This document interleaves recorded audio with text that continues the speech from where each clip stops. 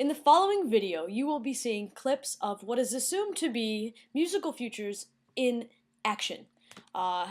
It is not actually musical futures. However, it is instances that will illustrate my 4 points that I have chosen to describe and elaborate upon with what teachers should do. So the teacher to-do list.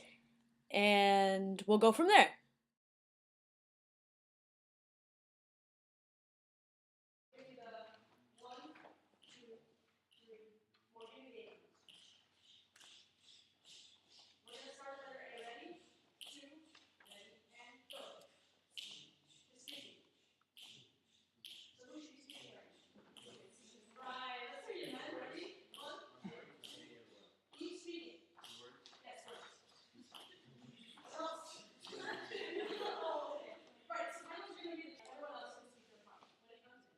In that previous video, we saw a rehearsal with the freshman choir at Westminster Choir College, the chapel choir. They were trying to sight read a piece that I had arranged for Dr. Phillips' class, who you could see with his back to us. And letter A is where we were at in this rehearsal. And letter A begins where everyone is in ostinato. They have different ostinati, whatever you want to call them. They had different patterns that repeated. Anyway, so we were rehearsing, and the idea was for the sopranos who did not have the ostinato. The sopranos were the foundation. They were the ones doing the ch. And my explanation was to them very clear, because all they had to do was that. The explanation that I gave to the rest of the group, however, was obviously and apparently misunderstood, or perhaps not given at all. So I learned that I needed to be more clear, and I also learned how to make the rehearsal process more smooth by actually saying what I mean and meaning what I say. So the guys were supposed to be, the basses were the ones that come in first, and they were supposed to be speaking their text, and I guess I didn't say that enough. So I learned from them that I wasn't clear, and they learned from me what they should do in rehearsals.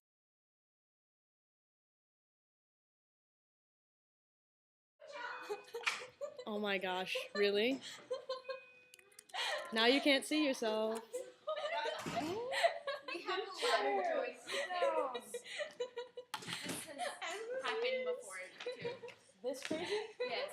She is I have too much candy. It fits right in that steady beat. Yeah? Now stop the beat. Now you're gonna learn that one. I can. Okay? Don't say can't do it, then you've already I failed. can do it. You can do it, that's right. We can. You can. Everyone can. So here's how. Pond Road Middle School, I did my secondary practicum. And this was a day where all of the other students that came there with me actually had a run out to go, I think they were going to Philadelphia. Either way, that's neither here nor there. So in the between periods little spot, one of my students, Chloe, and her friend, these two students came in and they were super pumped and they were like, "Oh, Miss Rowland, you're here! I didn't think you were coming!" And they were so excited, and the one girl, admits she's just had too much candy. First of all, let me tell you what time it is. It's 8:15 in the morning, and by the looks of things outside in that video, it's kind of gray outside. So anybody else in any other situation would be completely exhausted, but these 8th graders, not a chance. We go further in, and you see that the relationship that I've built with the kids has created this environment of the ability to be silly. We trusted each other, and with that trust came respect. And they knew when I was teaching something that they needed to sort of pay attention, but then when it was their turn to experiment with it, they could go ahead and go. So that's how this one illustrates point number 2 that I took from Musical Futures.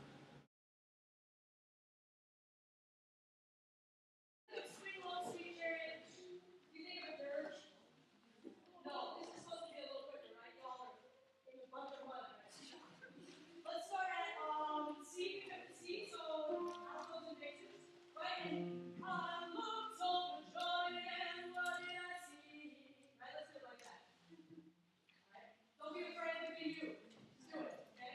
Think of C. Ready?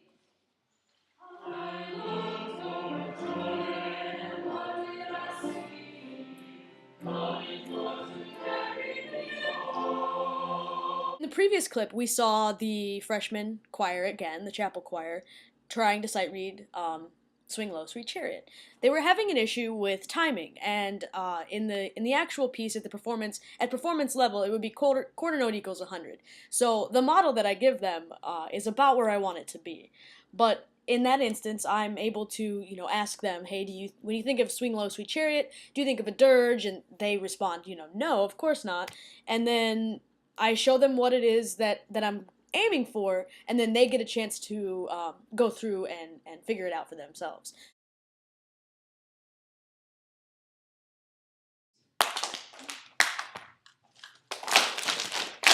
One more time. Oh, don't hit yourself too hard. It doesn't have to be loud. This is the bass beat that we got, right? Because that's a little bit deeper because our chests are a little. But if we hit ourselves too hard, we're going to be like, and that's not part of the body percussion. We saw again the Pond Road Middle School 8th graders, and this exercise was developed as a warm up for them. It later turned into something else with body notation and just that kind of pre-composition, body notation, all that kind of stuff.